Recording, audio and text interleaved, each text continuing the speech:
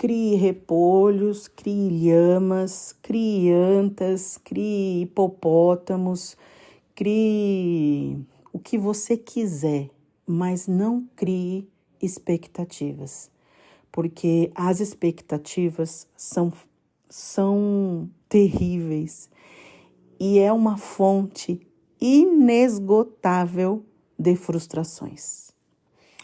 De cara comigo, eu fui percebendo isso na minha vida e recebi uma provocação de um querido que me deixou esse desafio de falar sobre isso aqui no podcast. Ele escreveu uma pergunta para mim, eu deixei uma caixinha de perguntas e ele escreveu para mim uma provocação lá no Instagram.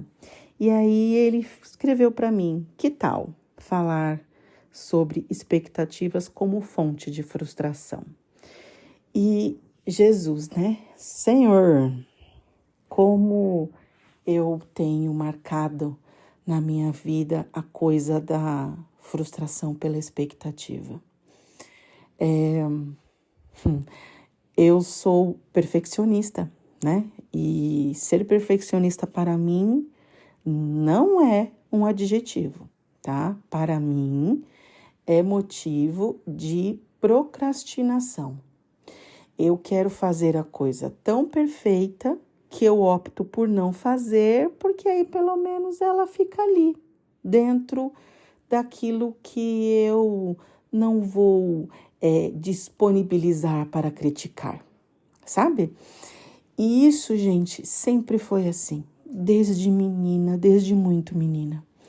Isto também sempre foi muito contra a minha natureza, porque eu sou faladeira, eu gosto de conversar, eu gosto de ler, eu gosto de teatro, eu gosto de música, eu gosto de dança, eu gosto de uma infinidade de coisas que me põem na interação com as pessoas e que me põem como produtora.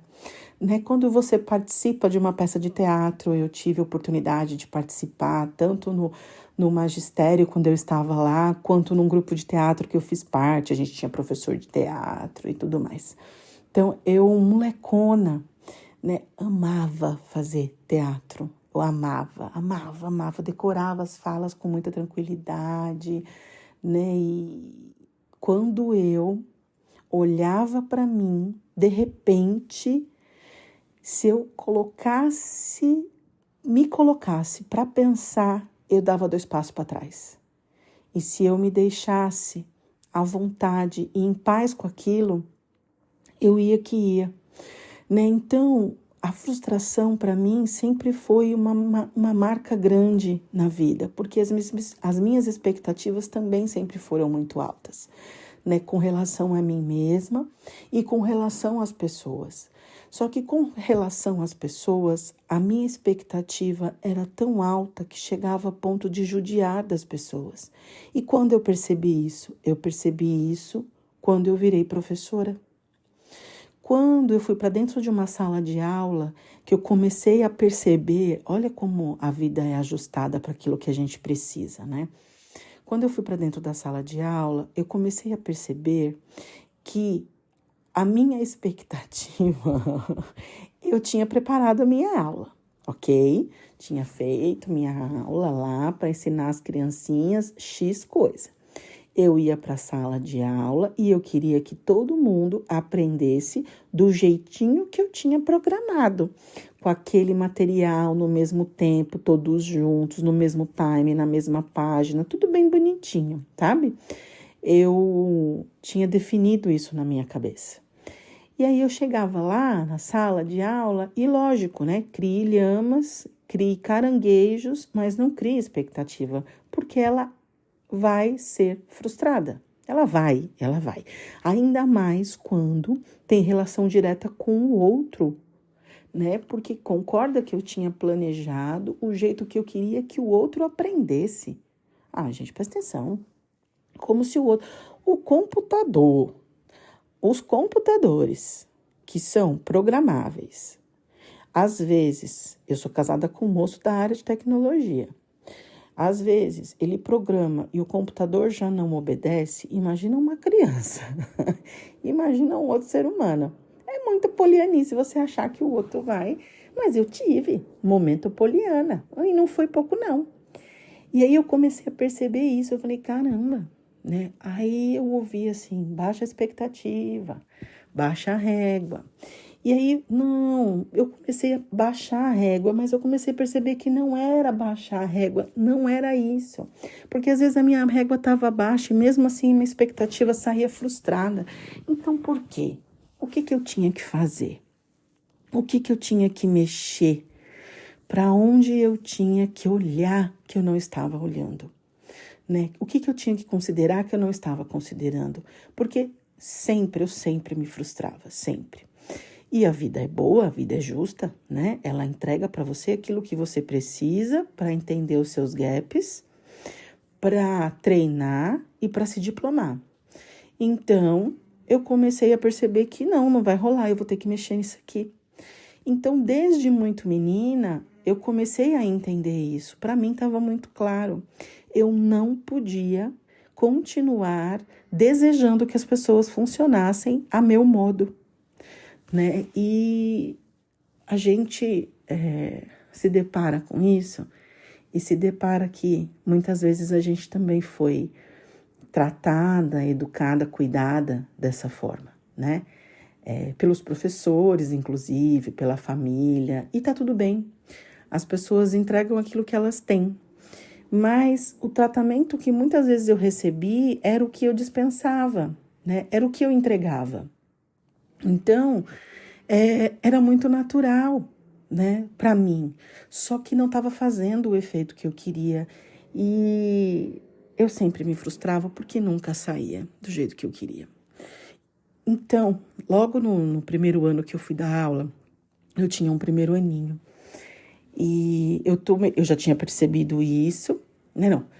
No primeiro ano que eu fui dar aula, eu dei aula para uma creche. E aí eu saí dessa creche e fui para uma outra escola particular e peguei um primeiro ano que já tinha começado, inclusive, o ano, isso era perto do meio do ano, e eu dei sequência com a turma.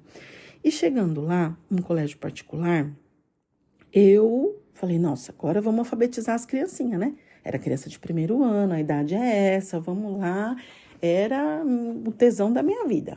Porque, de verdade, eu acho incrível a gente aprendendo a ler e escrever. Eu acho uma coisa mágica. E aí, eu já tinha percebido que eu tinha planejado muitas coisas que não estavam dando certo, as minhas expectativas estavam todas frustradas, e isso e aquilo outro, eu percebi que não estava bom. Até que teve um dia que as crianças da minha sala de aula, elas recebiam aquele material didático, né? E tinha ali, as crianças tinham que pôr a mãozinha, né? E fazer o contorno da mão e depois pintar e fazer uma outra proposta ali. E eu fiz um experimento de deixar que as crianças desenhassem a própria mãozinha e fizessem aquilo que elas achavam que elas tinham que fazer. Botar o desenho, pintar os dedos da cor que elas quisessem, colar as lantejoulas, tinha umas coisas lá para colar. Eu deixei. As crianças fizeram e elas estavam felizes. Eu achei o máximo aquilo. Elas felizes, criando do jeito que elas queriam criar, contornando a própria mãozinha, com aquele desenho tudo torto, mas ok. Foi produção delas, elas fizeram, né?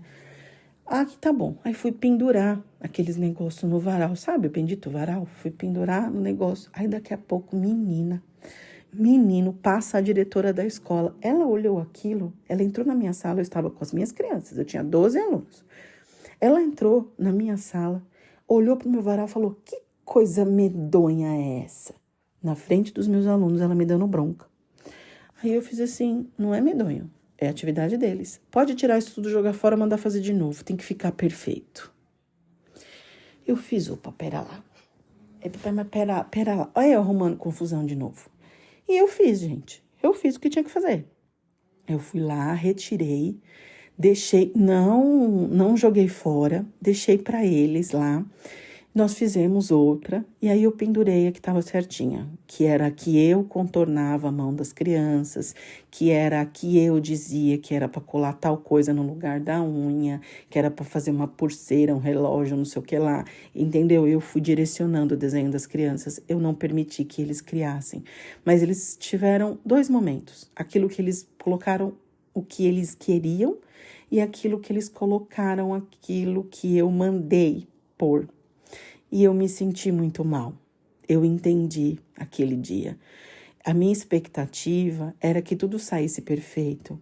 E estava perfeito, porque a proposta era que cada um fizesse o seu. Se você entrega para a pessoa fazer o dela, o que você está dizendo? Você está dizendo que se ela vai fazer o dela, ela vai fazer com os recursos e as ferramentas que ela tem. Não tem certo e errado.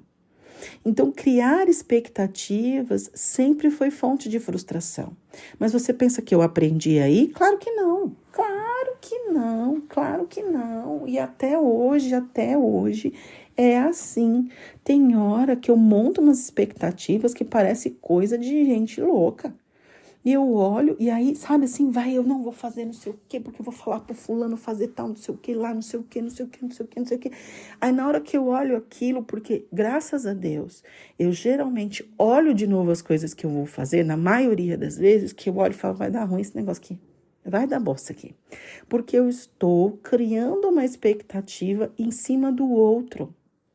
Eu estou tratando o outro como se fosse meu objeto. E não como se ele fosse um ser pensante, como se ele fosse alguém que tem que satisfazer as minhas expectativas, e não como se ele fosse alguém que tem para contribuir. E então, faz 20 e tantos anos que eu sou professora, faz 20 e tantos anos que eu estou nesta lida, eu não vou falar luta, porque eu não estou lutando com ninguém, que eu estou na lida de entender isso, né? Então, é de pouquinho em pouquinho, é de cadinho em cadinho, é vamos que vamos, é vai que vai, e um degrau de cada vez até subir a escada toda. Às vezes cai, volta 2, sobe um, e aí vai. E vai, e vai, e vai. Então, de verdade, a frustração, ela vai existir, sempre.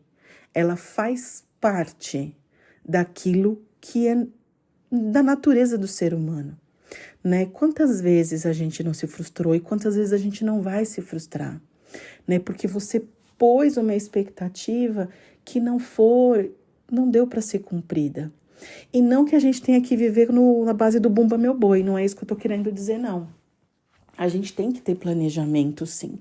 Só que a gente tem que entender também que quando eu tenho um planejamento que envolve outras pessoas, que envolve o filho, que envolve o marido, que envolve a mãe, ou o pai, ou o irmão, ou a irmã, ou os alunos, ou a equipe que trabalha com você, ou o seu parceiro de trabalho, você tem que entender que essa expectativa, ela tem uma chance altíssima de ser frustrada. Porque na hora que você entregar a sua ideia para o outro tem o direito de não concordar. O outro tem o direito de não aceitar. O outro tem o direito de dizer, não quero, não vou fazer desse jeito. Não foi assim que eu pensei. Isso não me representa. E tá tudo bem. Porque do mesmo jeito que as pessoas têm a permissão de dizer sim ou não para suas expectativas, você também tem o direito de dizer sim ou não para as expectativas das pessoas com relação a você. Até mesmo porque é natural. O que a gente criar expectativas e dizer. O que não é natural e que traz muito sofrimento é a rigidez e a exigência de acreditar que as pessoas estão a nosso serviço. Ninguém está a serviço de ninguém. Nós estamos caminhando juntos, cada um ofertando aquilo que tem, no momento que tem, as ferramentas que tem, do jeito que tem. E tá tudo bem. É isso. É isso. Não tem outra coisa. Então, de verdade, conselho que eu dou para você, porque de cara comigo foi isso que eu percebi, crie lhamas, crie tartarugas, faça um orquidário lindo, crie peixes, mas não crie expectativas. Crie metas, crie objetivos, isso sim. Planeje, proponha e não imponha. Proponha e ouça também. Abra o espaço de escuta para o outro, para que você possa aprender com o outro, assim como o outro também ensina você. É isso.